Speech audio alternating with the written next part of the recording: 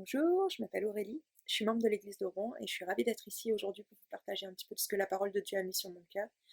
Je suis sûre, en tout cas c'est ma prière, qu'elle peut vous toucher, peu importe ce que vous traversez, que vous soyez dans la paix ou dans la peur, que vous soyez dans la joie ou la tristesse. Je sais même que certains peuvent passer par des moments difficiles de deuil et de souffrance, mais je suis sûre et j'ai confiance en la parole de Dieu pour nous restaurer, nous ressourcer et puis surtout nous aider à changer notre perspective des choses quand l'épreuve arrive. Alors d'abord, j'avais quelques questions à vous poser et si vous pouvez y répondre avec beaucoup d'honnêteté dans votre cœur, essayez de penser à des expériences, des réactions de votre part. La première, c'est est-ce que vous avez déjà vécu des situations dans lesquelles vous vous êtes senti enfermé, prisonnier, bloqué ou confiné? Et la deuxième, c'est face à l'épreuve, est-ce que vous avez tendance à être confiant ou effrayé? Voilà, donc quelle est notre réaction face à l'épreuve? Quand on parle d'enfermement, ce que l'on vit actuellement, ça me fait toujours penser à Nelson Mandela. C'est assez facile en fait. Nelson Mandela, il a été prisonnier plus de temps dans sa vie qu'il a été libre. Et pourtant, il a appris beaucoup de choses et ses enseignements sont souvent très très fortes. Et la phrase, la citation qui m'a le plus touchée, c'est j'ai appris que le courage n'est pas l'absence de peur, mais la capacité à la vaincre. Il ne renie pas la peur, c'est quelque chose, c'est un état de fait. L'homme a peur, et à la rigueur tant mieux, parce que sinon il ne fuirait pas le danger, le vrai. Mais l'important dans notre vie, c'est d'apprendre à vaincre la peur. En lisant la Bible, c'est facile de s'identifier à certains personnages. Je ne sais pas si vous avez déjà lu Hébreux 11, où il y a tout un inventaire des héros de la Bible. En fait, ok, ils sont héros, mais ils sont aussi humains, comme vous et moi, et ils ont vécu les mêmes peurs face aux épreuves. Aujourd'hui, on va s'interroger sur les réactions du peuple d'Israël, voir comment ça peut nous correspondre et qu'est-ce qu'on peut en tirer comme leçon.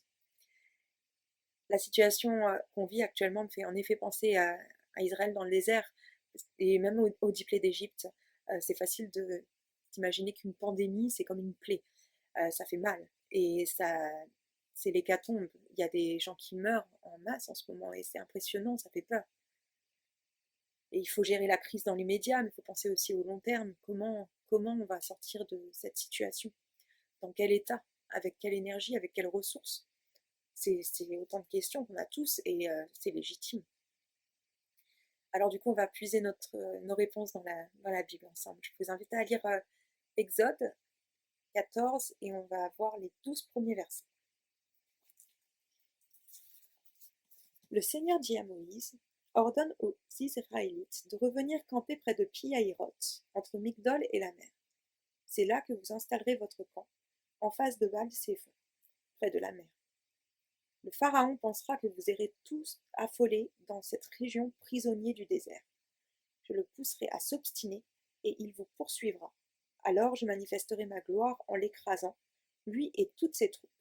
Ainsi les Égyptiens sauront que je suis le Seigneur. Les Israélites agirent selon ses instructions. Lorsqu'on annonça au Pharaon et à son entourage que les Israélites avaient quitté le pays, ils changèrent d'idée à leur sujet et se dirent: qu'avons-nous fait là? Pourquoi avons-nous laissé les Israélites s'en aller au lieu de les garder comme esclaves? Le Pharaon fit atteler son char et partit avec son armée. Il avait avec lui tous les chars d'Égypte, dont les 600 meilleurs, chacun avec son équipage. Le Seigneur poussa le Pharaon, roi d'Égypte, à poursuivre avec obstination les Israélites, au moment où ceux-ci quittaient le pays comme s'ils étaient déjà libres. L'armée égyptienne, avec tous ses chevaux, chars et cavaliers, poursuivit donc les Israélites et les attrapa près de Pi-Hahiroth, en face de Baal-Séphon, là où ils campaient près de la mer. Les Israélites virent que les Égyptiens s'étaient mis en route pour les poursuivre et que déjà le Pharaon arrivait. Ils eurent très peur, ils se mirent à appeler le Seigneur à grands cris. Voilà l'épreuve, voilà la réaction face à l'épreuve. On a le peuple d'Israël qui se retrouve dans un désert, un espace infini, ouvert, sec, aride, dangereux.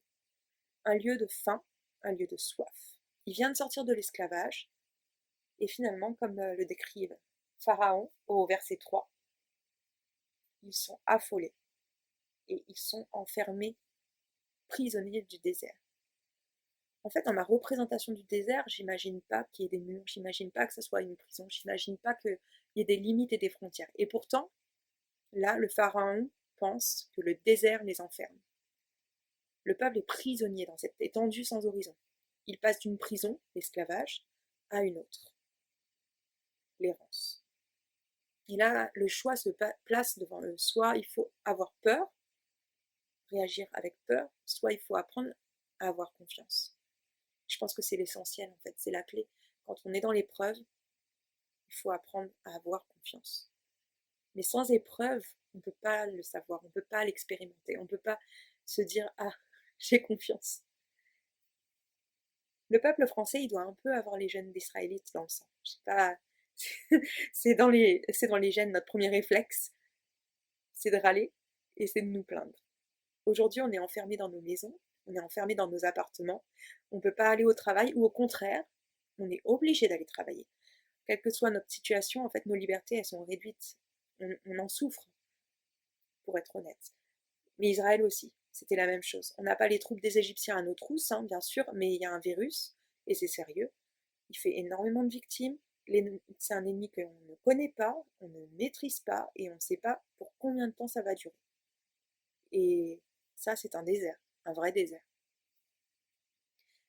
Il y a un proverbe danois qui dit que les enfants du forgeron n'ont pas peur des étincelles. Israël et nous, on est des enfants du Créateur. Est-ce qu'on a peur de ce qui nous arrive ou est-ce qu'on se dit tout est entre ses mains, tout est dans son plan? Il y a quelque temps avec mon mari, on avait écrit une chanson et ça disait je crois en tes promesses, je crois en tes plans, je suis prêt pour voir s'accomplir ta volonté et que ton règne vienne. Quand on prie que ton règne vienne, est-ce que ça ne veut pas dire aussi j'accepte l'épreuve et je veux te faire confiance malgré l'épreuve? Je crois en tes plans, même si moi ce que je vois, ça me fait peur. Je crois en tes promesses, même si ce qu'il y a devant mes yeux, ça correspond pas. Alors, ce qui est fou dans le texte qu'on lit ce matin, si on continue ensemble, c'est que même s'ils se plaignent, même s'ils râlent, même s'ils crient de peur, Dieu a une réponse. Dieu a une réponse. Il pourrait se fâcher, il pourrait perdre patience, mais il choisit de répondre. Et donc il a désigné Moïse pour conduire ce peuple, et c'est par Moïse qu'il s'adresse à eux pour confronter leur peur et leur plainte. Donc c'est au verset 13. « N'ayez pas peur, répondit Moïse, tenez bon et vous verrez comment le Seigneur interviendra aujourd'hui pour vous sauver. En effet, ces Égyptiens que vous voyez aujourd'hui, vous ne les reverrez plus jamais. Le Seigneur va combattre à votre place et vous n'aurez pas à intervenir. » C'est le combat de Dieu, c'est pas notre combat. S'il y a un verset à retenir aujourd'hui, c'est bien celui-là. Cette promesse de délivrance est claire, elle est évidente pour tous. Il contient la consigne de rester en place, mais surtout la perspective d'une fin heureuse. J'aime bien l'idée de rester en place. C'est pas ce qu'on entend à longueur de journée. Hashtag reste chez toi. Restons chez nous. Reste chez toi. Mais à ça s'ajoute la promesse de la victoire. La suite du passage décrit ce qui arrive à Pharaon et à ses troupes et finit en triomphe pour Israël. Au verset 30 et 31, c'est évident. Le Seigneur délivra les Israélites du pouvoir des Égyptiens et les Israélites purent voir les cadavres des Égyptiens sur le rivage de la mer.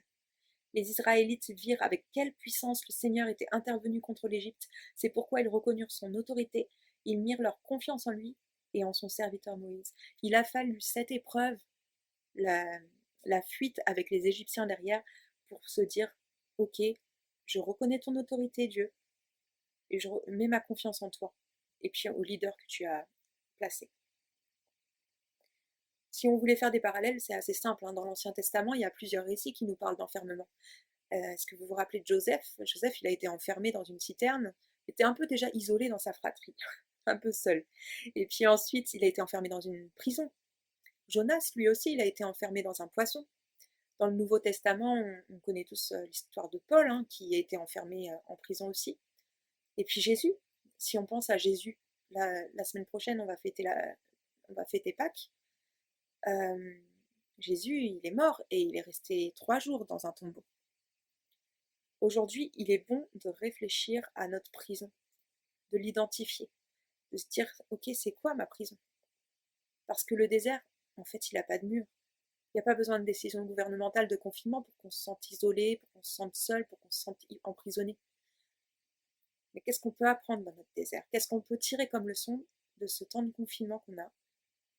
Parce que, voilà, il y a des choses à apprendre. Il y a toujours quelque chose à apprendre dans l'épreuve. Moi, je voulais partager un peu mon témoignage parce que c'est quelque chose qui me parle particulièrement, la peur et la confiance. C'est un apprentissage pour moi. Il y a quelques années, je me suis retrouvée dans un état incompréhensible. Je ne savais pas ce qui m'arrivait, mais vraiment. J'étais fatiguée, j'étais anxieuse à plus pouvoir maîtriser mes émotions. J'avais peur de sortir, j'avais peur de voir du monde, j'avais peur d'aller au travail, j'avais plus l'énergie, j'avais pas l'envie d'affronter le monde du tout. J'avais perdu confiance en moi et aussi j'avais perdu confiance en Dieu. Enfin, c'était inconscient, mais c'était là, c'est sûr. Ce que je vivais et ce qui sortait de ma bouche ne reflétait pas une vie de foi. Et je culpabilisais beaucoup pour ça parce que, oui, une chrétienne, elle peut pas être déprimée. Elle peut pas être déprimée, ça va pas avec. Je peux pas proclamer des paroles de victoire et puis être croulée sous la peur. Donc il y avait beaucoup, beaucoup de contradictions en moi. La dépression et le burn-out, je connais vraiment. Je l'ai vécu plusieurs fois. Enfermée dans une situation qui me semblait interminable et indéterminable aussi, sans pouvoir vraiment comprendre pourquoi. J'avais pas besoin de virus, hein. J'avais pas besoin d'un gouvernement pour m'isoler. J'y suis arrivée, mais tellement bien. Mon mari, ma famille en étaient témoins. J'ai passé des après-midi sur le canapé à rien faire. Et, euh, et c'était vraiment triste. C'était triste. Mais pourtant, dans ces moments de désert, j'ai pu découvrir qui j'étais et d'où je venais. Et surtout, à qui j'appartenais. J'ai vu la main de Dieu qui tenait ma famille debout malgré tout, malgré mon état. Et puis je l'ai vu aussi qui me restaurait petit à petit, doucement, parce que j'avais besoin d'apprendre des choses et il ne pouvait pas tout faire d'un coup, je pense. Et puis j'ai été vers les bons spécialistes, j'ai eu les bons traitements, puis j'ai vu qui étaient mes vrais amis, ceux qui apportent des bons conseils, pas les mauvais amis job, hein, mais des amis, des excellents amis qui étaient de bons conseils. Et puis j'ai écrit tout ce que je ressentais et ce que Dieu me disait dans cette prison. J'en ai fait un livre même. Alors pas besoin de murs et de verrous pour être en prison, croyez-moi. J'ai découvert d'où venait ma peur et j'ai combattu avec les armes de Dieu à ce moment-là. J'ai surtout remplacé mes paroles craintives par sa parole puissante.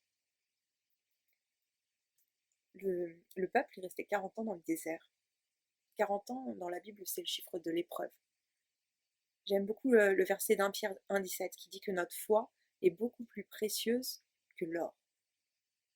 Notre foi éprouvée, c'est important. En fait, les épreuves donnent beaucoup de valeur à ma foi.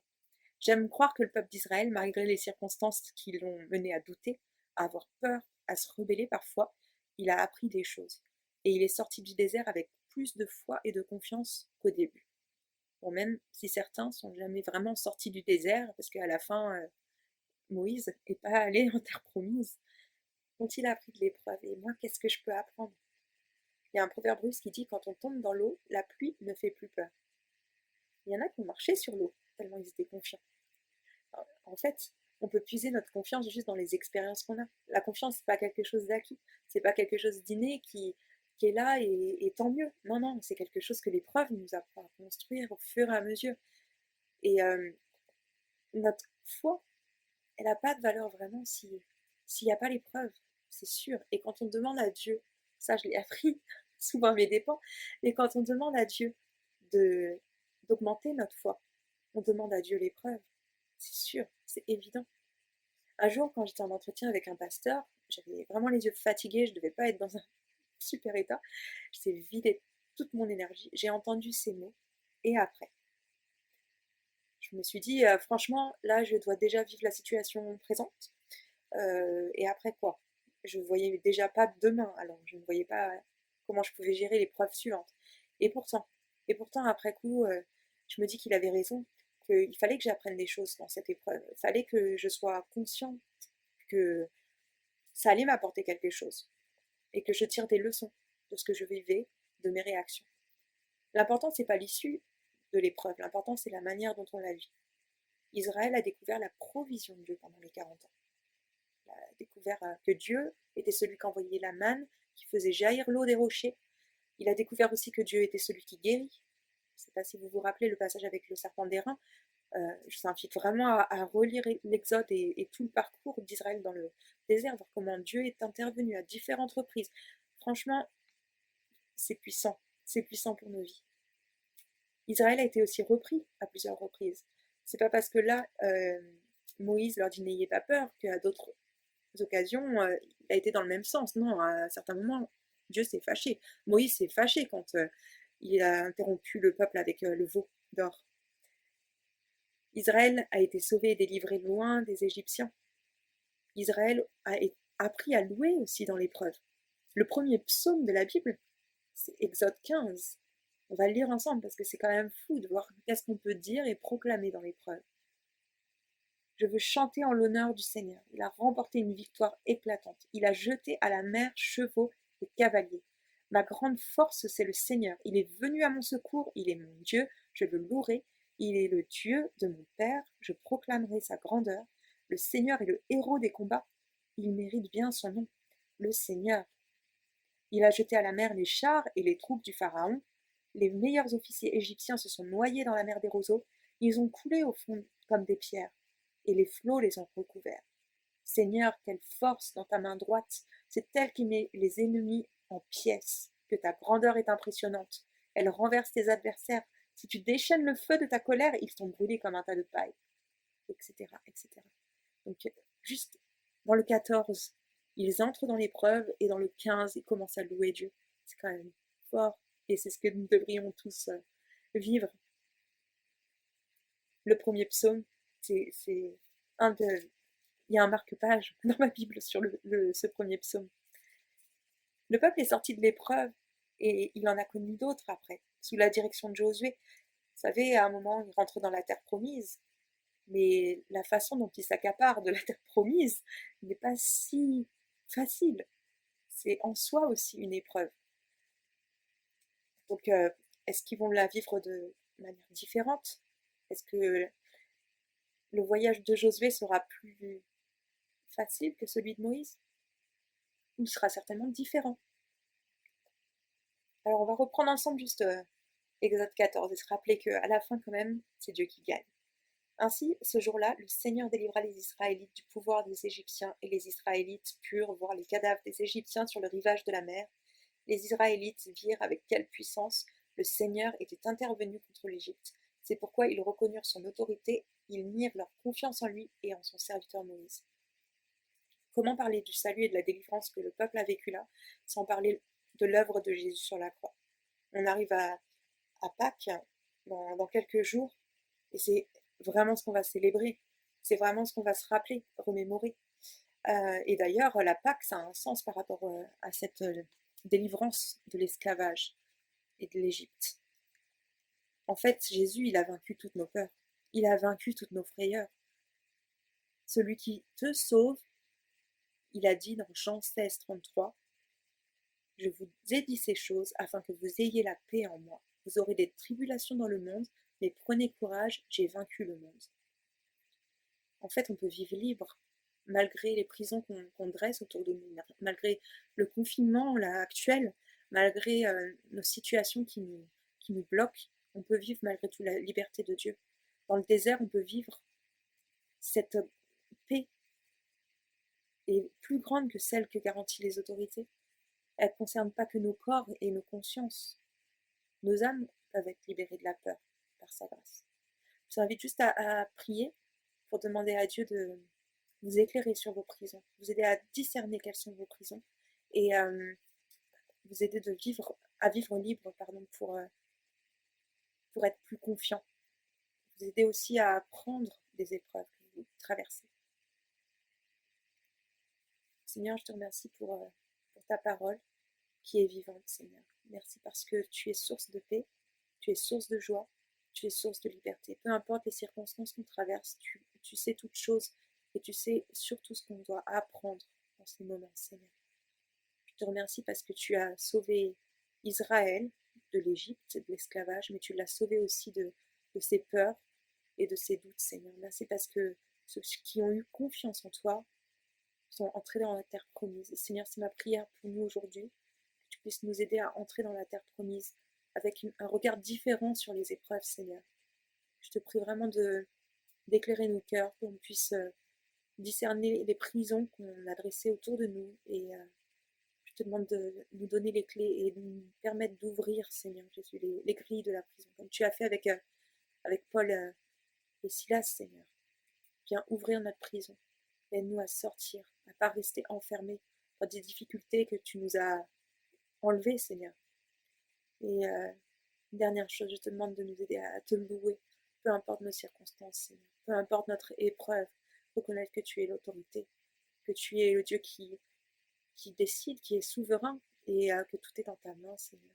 Nous voulons croire en tes promesses, nous voulons croire en tes plans, et nous voulons croire que tu es plus grand que tout ce qui peut arriver, Seigneur. Et enfin, je te prie pour toutes les personnes malades et qui souffrent et qui sont endeuillées aujourd'hui, Seigneur. Toutes les personnes qui les soignent aussi, Seigneur. Je te prie vraiment de donner ta paix à chacun d'eux et qu'ils puissent vivre la liberté malgré l'enfermement dans les chambres d'hôpitaux, Seigneur. Je te bénis parce que pour chacun tu as une parole et pour chacun tu as une solution, Seigneur.